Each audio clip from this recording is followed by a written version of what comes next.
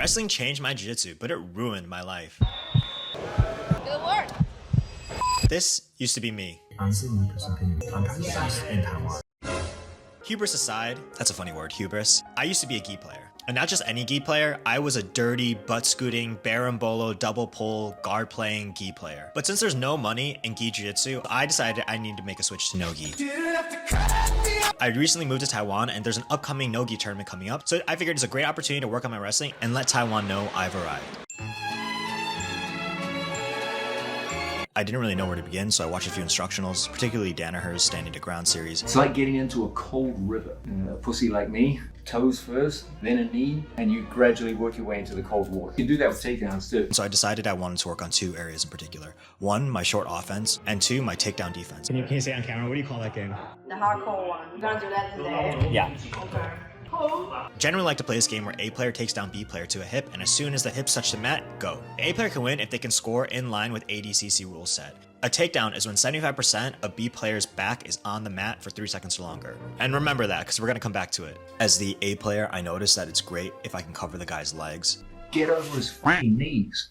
Let that be your first reaction. A lot of the times, the B player would turn away, 4-point, and then stand up into some kind of standing rear body lock. It's really hard to finish from the standing rear body versus when the hips are already down or when you cover the legs immediately. It just feels like you've got your mother-in-law hanging onto your back and you just can't get up quickly and get away. She's heavier than that. The alternative way to score from a takedown is when B player tries to deny the takedown by turning away and then A player takes their back or gets a submission. Sometimes we vary this by doing upper body focused, or sometimes we varied it in a way where you could do any takedown.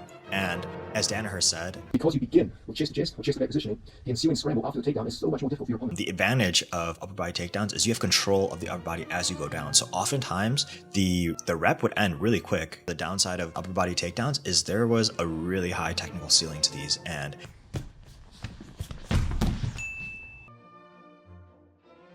getting these ready for a competition would kind of be hard.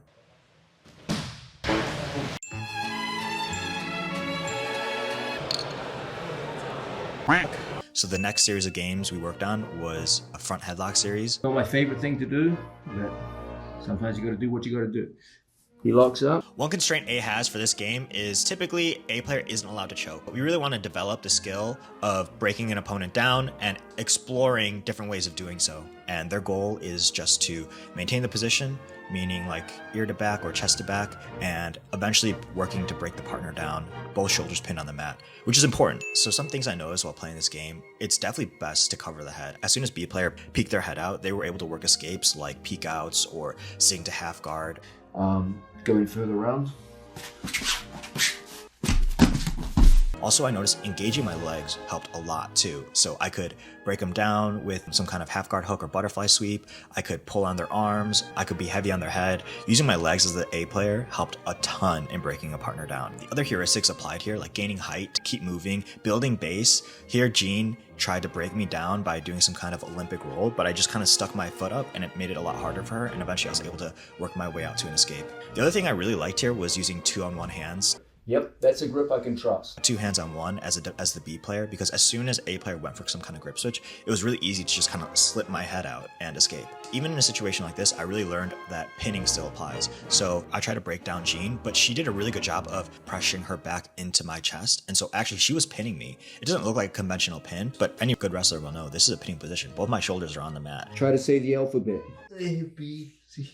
It's quite difficult. So that's all fun and good, but it's really important if you want to work on your wrestling to actually wrestle when you roll, actually performing these moves in some kind of live sparring round. And so typically I really advise, if you want to work on your wrestling, the number one thing to get going isn't watching instructionals, it's just to start wrestling. Nope. So when you slap bump in your roll, start standing. Oftentimes there wasn't enough space on the mat, so I would wait till after the class ended and grab 1 or 2 partners, and we would start a round on our feet. That first step, face your buttocks towards the camera. But yeah, I was really liking it. I was particularly liking a lot of counter wrestling. Here I hit like an arm drag off a single leg. I also was really liking these ankle picks, whether from seated position. I was able to work it on kneeling opponents and on standing opponents, even here as a counter to the single leg. Like I said, I really like counter wrestling. So one thing I also really liked working was using this chin strap to counter the double leg. Sometimes I would turn it into some kind of sacrifice throw, and sometimes I would gain underhook with it, and wrestlers like to call this like the cow catcher or the cement mixer, but I was having a lot of success with it. Maybe sometimes I wasn't having the most success with it, but we'll get back to that later. The other thing I noticed is wrestling is hard.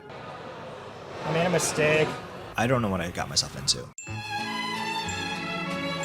So I had to buy the first round. I got to see my opponent, and he tried wrestling in his first match. So I was really excited in my first match because I knew that this guy was going to stand on the feet with me.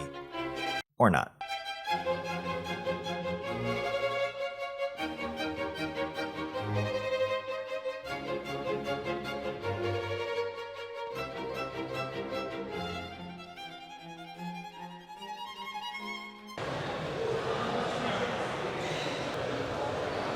I'm gonna fight the winner of this fight here.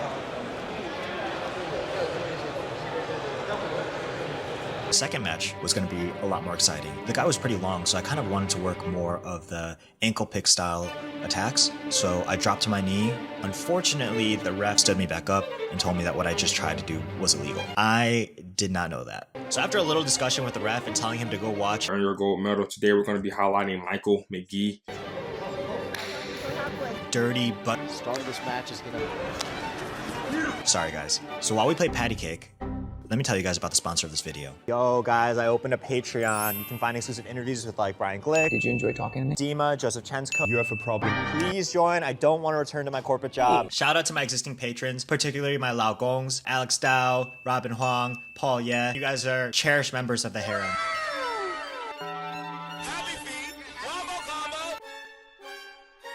Here's a moment I've been training months for. I capture the heel, I come up for the ankle pick, and he escapes, and he shoots right back onto me. So now I decided to use some of my counter wrestling that I was talking about. My hubris of trying to be overly offensive and counter wrestle kind of got the best of me here. Instead of sprawling on my partner, which would have been a more conservative option, I decided to go for a Hail Mary, and he took me down. Remember when I said,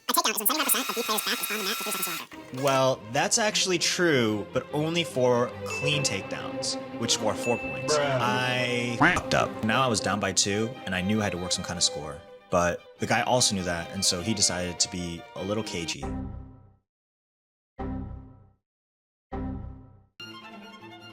After a while, I was finally able to work to a heist, and we are right where I've been practicing, the front headlock.